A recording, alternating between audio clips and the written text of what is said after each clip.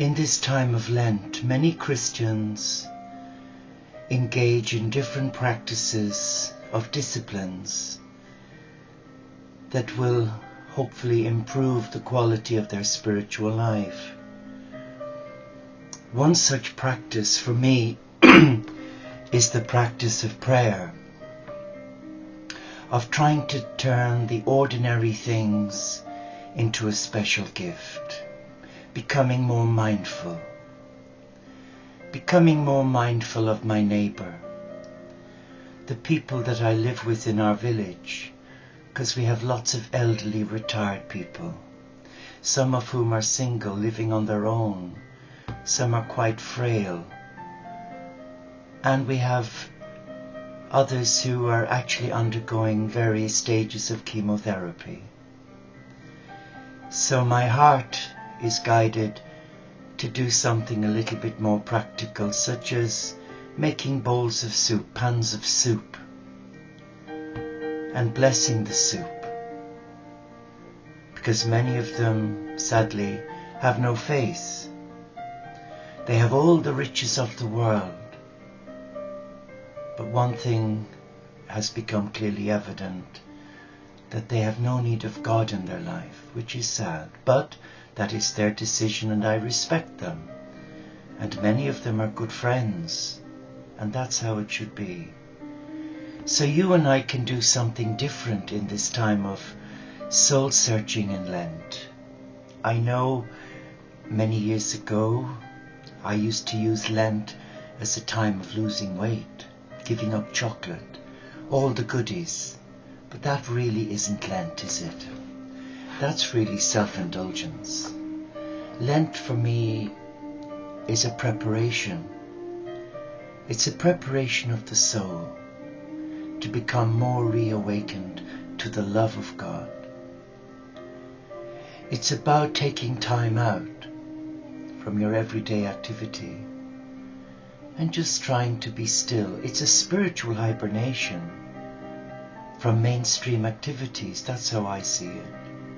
Like the animal kingdom, they go into hibernation in winter, and many don't surface until after the last snows and frosts of spring. For those who believe in God within the Christian family, Lent for me should be a positive experience, not a sad, negative experience. In the monastery, we dreaded Lent. The atmosphere in the community always changed. It went to a somber feeling because all the statues were covered in purple. The altar was always bare, no flowers. Everywhere was in mourning. They really took Lent seriously. And it had a knock-on effect on the young monks because many of us found it quite depressing. But come Easter Sunday morning, there was a blaze of colour. The altar was shining, the flowers were plentiful, the light was glorious, and it's as if we'd all come out of a place called limbo, where we'd all been in a stillness. Today, I wonder how you view Lent. What is your perception of Lent?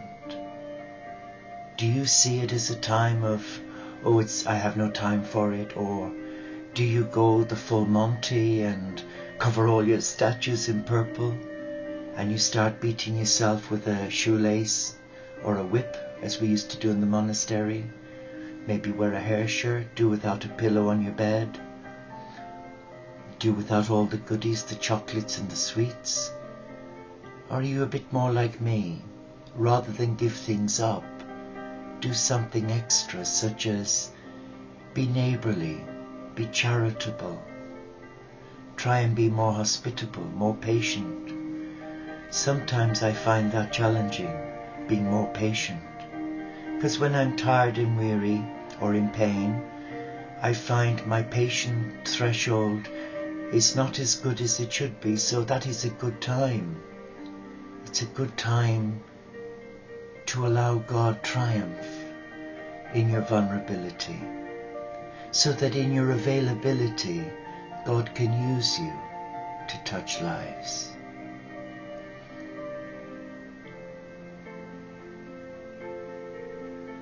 What is your understanding of Lent? Or have I shocked you by being truthful with you?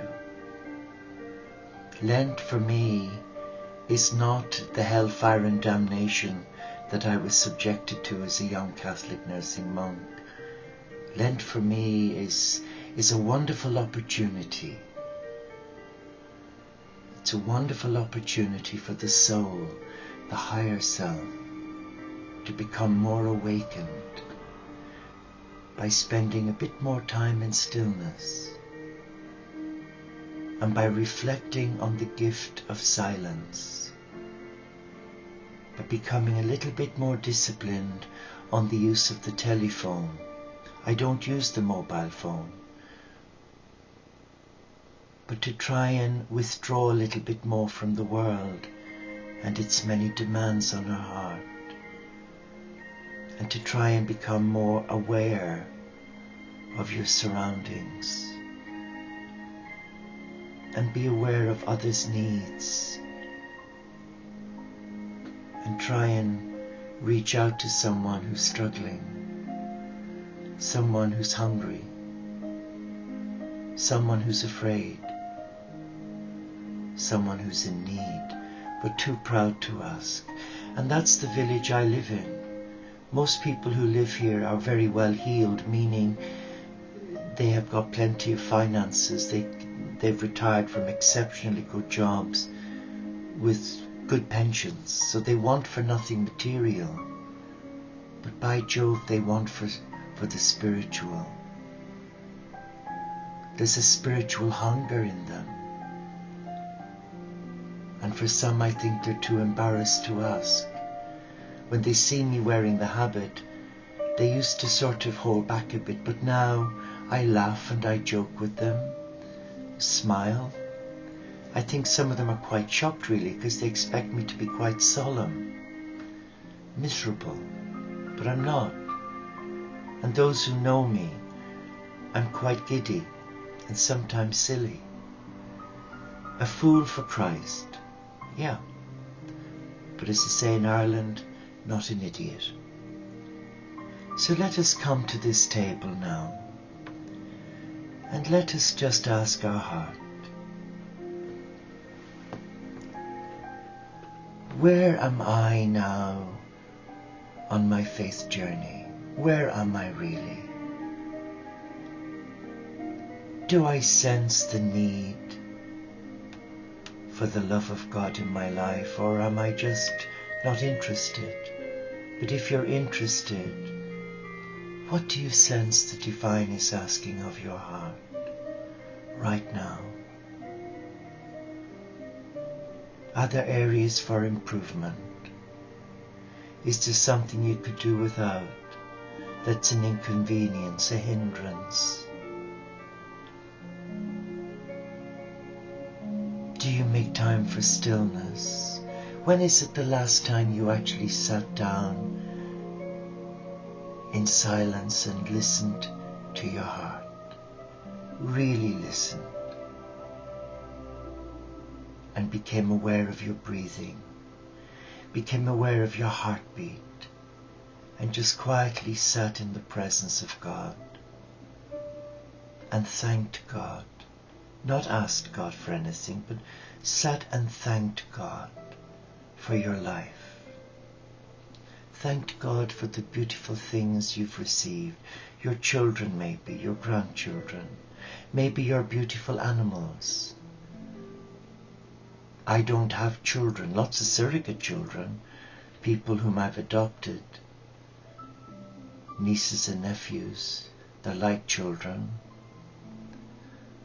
But my animals, my pets, the chickens and the dogs, they're like little children to me. And they bring so much love. So I thank God for the love they bring into my life. And I thank God for the food on my table. I thank God for His many blessings, even in suffering. Yes, even in suffering, when I'm struggling to walk. Yeah, I bless it. I bless it because why not bless it? Because, you know, if we have good times and happy times and lovely memories, and we have really good days when the sun is shining, but then when the sun goes in and we have days that are black days, dark days, days when we struggle, days when we feel unloved, helpless, maybe hopeless, days when we feel, I don't like me. They're the days we should bless. For those days can become a powerful prayer. That's my understanding of prayer. Is to bless every eventuality, every situation. Come as you are. Come in your anxiety, in your worry, in your fear. Don't be afraid to sit before God and have a conversation. I'm talking here to a camera. I wished I could see your faces, but I don't. I see a camera on my computer, and I'm thinking in the real world, I'd be certified as barking mad. But my heart is talking to your heart, and my God is present here. And I know He's nudging me on to make a fool of myself, to be honest with you, and say the journey is a beautiful journey, but it's a tough journey. It's a tough journey at times, when you feel that everything is just coming at you all at once, and you haven't got time to breathe. That is the time when we should sit. That is the time when I sit down and I just say, God, what are you saying to me? Often when something goes wrong, either from a health point of view, when I'm given another diagnosis to add to my list of many ailments, now I don't question it. I just say, okay, God, what are you saying to me now? So I realize it's a time to be still. It's a time to listen to my heart. And I don't believe for 1 minute that we are given illness as a punishment. I believe that God never sends us a cross without sending us the grace, the help and the support to carry it. That is my understanding. And I believe we're not left alone to suffer. Although our head convinced me many times that God had abandoned me many years ago when my dear friend died, and I felt so bereft.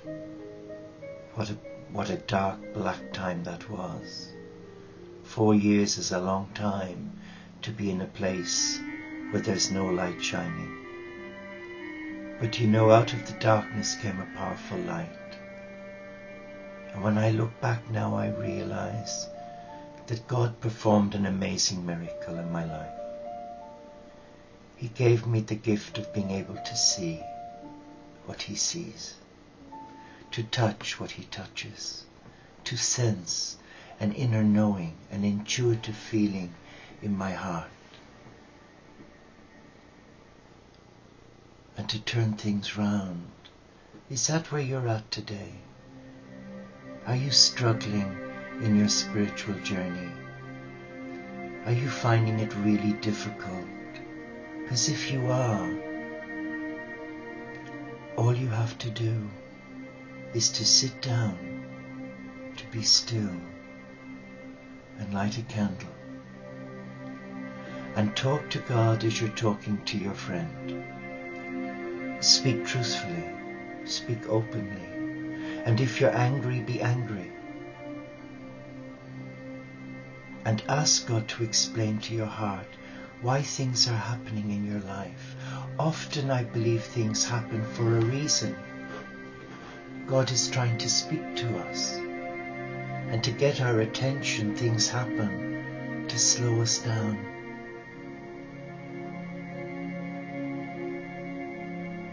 To slow us down. So let us relax and let us just reflect for a moment on one or two thoughts, and let us see if they speak to our heart.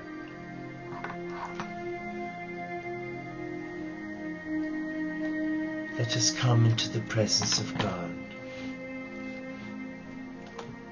and let us be aware that God is present, and that nothing and no one can hurt us. No one can take away God's peace from us unless we willingly allow it.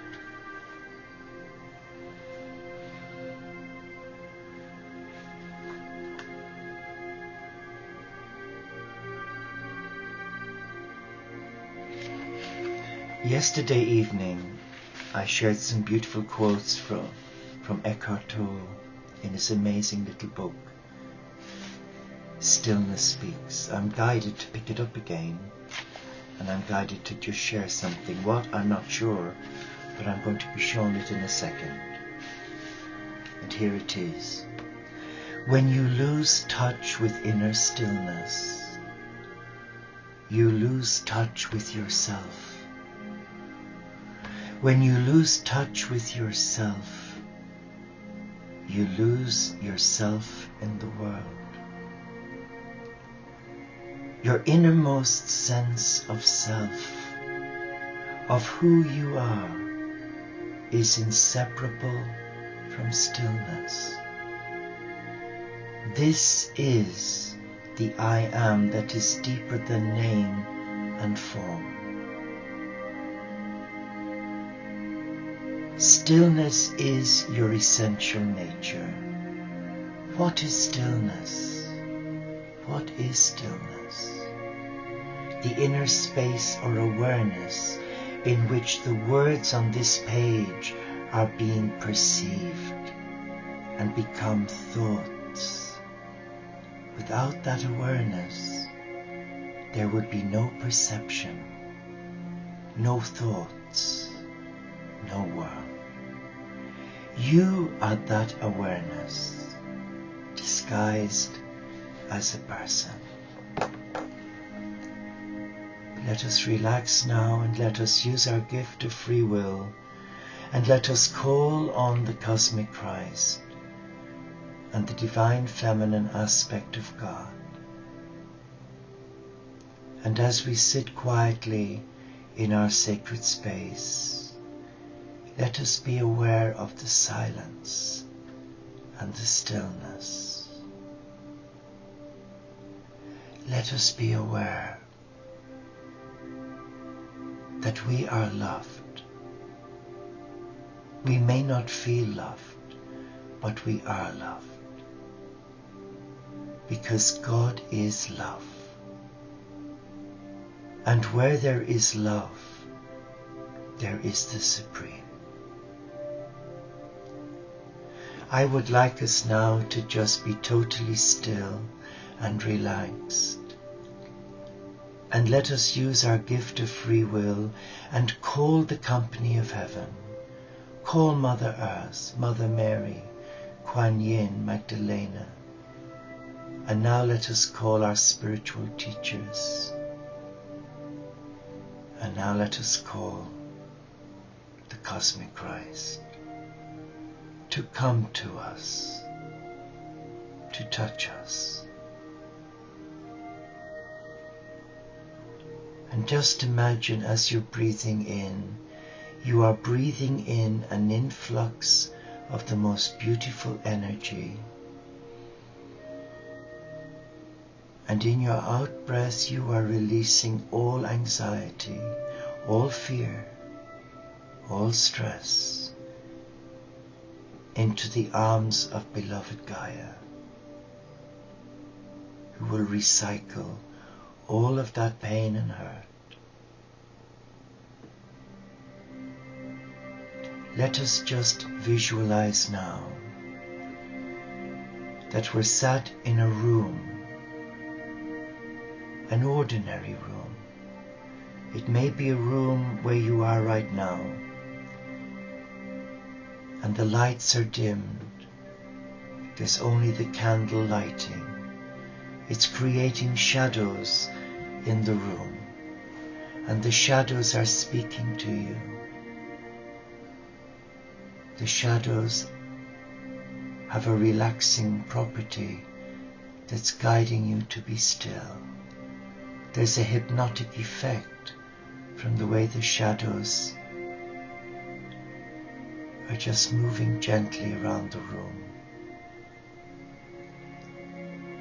And you notice the door frame of the door. There's a light coming through the door. It is a beautiful light. And suddenly the door opens slowly, and the light increases, and suddenly it's like a spotlight, a huge spotlight. And in front of that light you see the figure of a young man.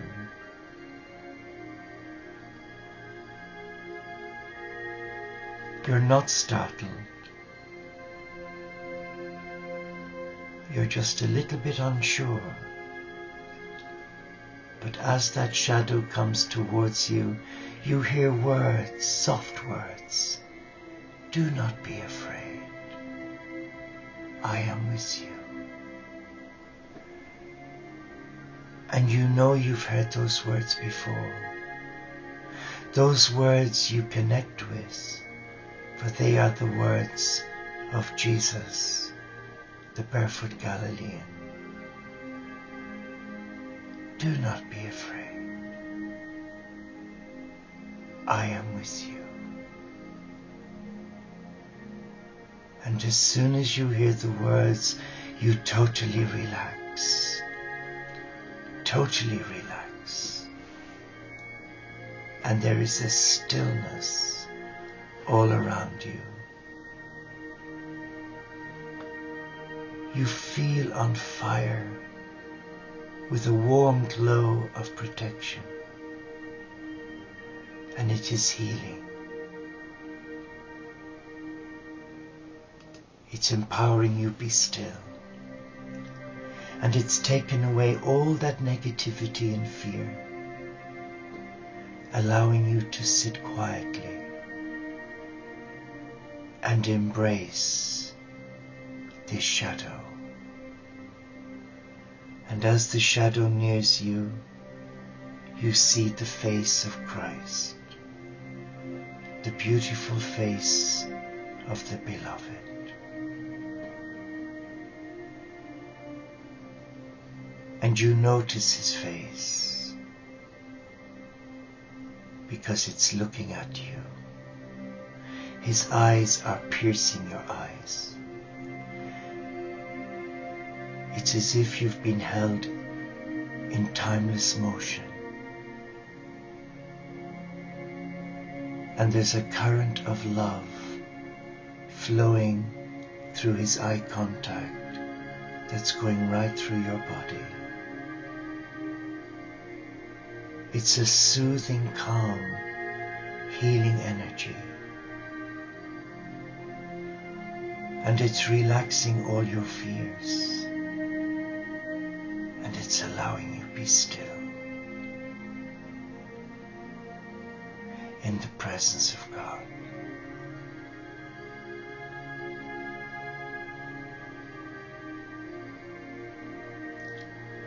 And now your eyes are drawn to his hands, and you see shafts of light flowing through the wounds in his hands. And it's forming a pyramid around you, a pyramid of light. And in that pyramid, it's like as if you're suspended in midair. You are weightless, floating, totally relaxed. And with every in-breath that you breathe, you are totally, totally, totally relaxing into the light energy of the cosmic Christ. And in your out-breaths, there is love flowing from your heart to every person who's touched your life, every man, woman and child. Whether they have blessed your life or whether they have hurt you, they are now being blessed and touched by the healing rays of the cosmic Christ. And now your eyes are drawn to the feet, and there are shafts of rainbow-colored light flowing up from the earth through his feet, and it's forming a protection around you, an invisible protection, so that nothing and no one can hurt you now. An inner shield of light. And suddenly,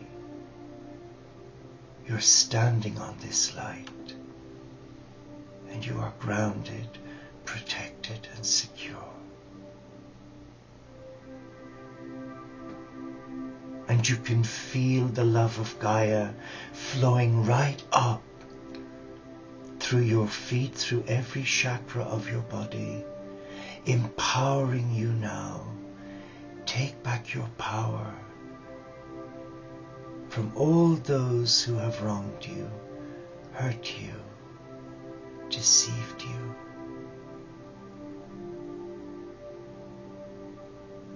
And your heart is now being balanced and transfused by the light of the cosmic Christ and our beloved Earth Mother. And all is well. All is well.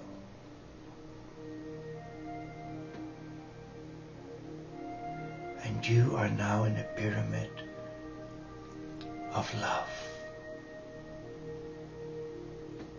A pyramid of protection.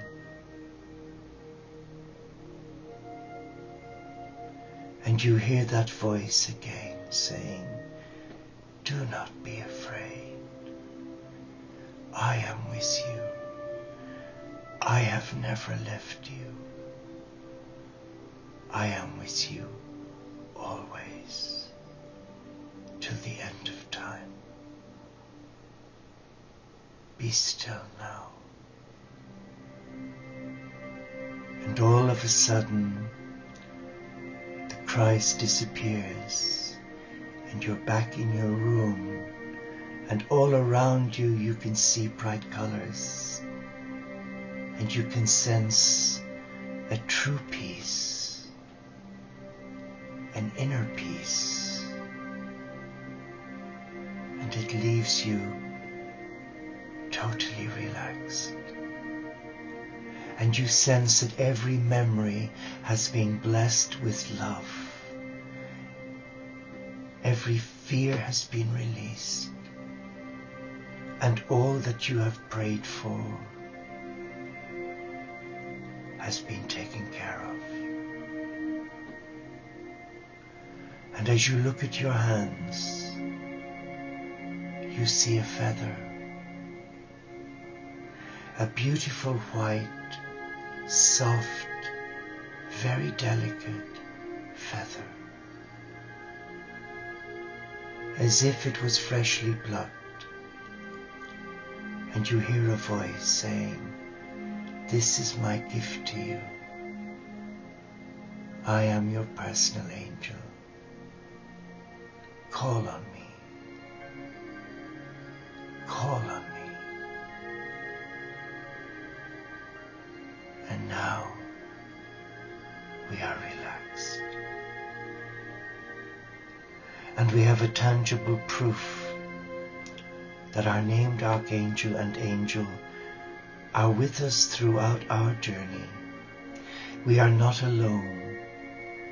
We have never ever been alone. And the times when we feel alone is when the inner voices, those negative voices, seek to disempower us and take away the peace of God. And all we have to do is to name that voice, to bless that voice, and release it to the light, and stand in the love of God, and allow the blood of the cosmic Christ anoint us, protect us, and all will be well. And I conclude this time with you by sharing a mantra. I am a child of the divine. I am a child of the divine. Be still now. Be still and know that God is with you, that God the Supreme is all around you, that God the Supreme has never ever abandoned you. It is we who abandon the Supreme by allowing those fears and voices to play games with us. And that is why in this time of Lent it is good to be still. It is good to listen to the heart. Be still now. And thank you for joining us. Thank you for giving up your time. And thank you for blessing this channel with your love. For this is Gaia's channel, a channel for peace for the world, and that the whole family of God, regardless of their faith, belief, are welcome. Namaste. Shalom. Inshallah Paxet Bonum. Om Shanti. Solo de Caritas. Peace. And I dedicate this to you now.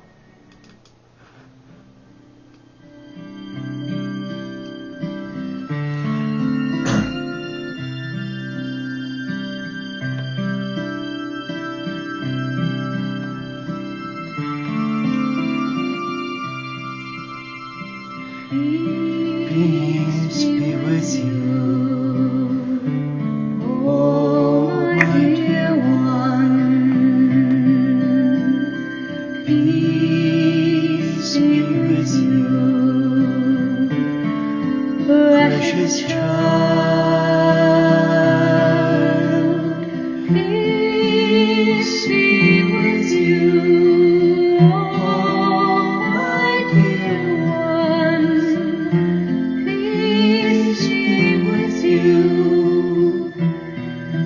Precious child, angels hover all about you.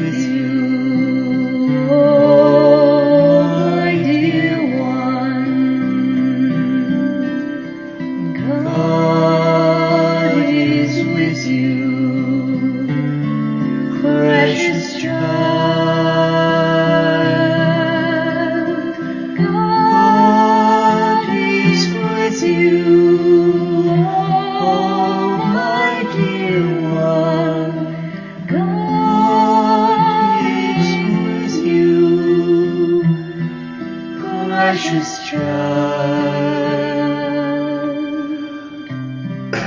You are blessed and you are holy. Precious gift God gave to you. You are blessed and you are holy. Your angel I can see. Peace be with you, oh my dear one. Peace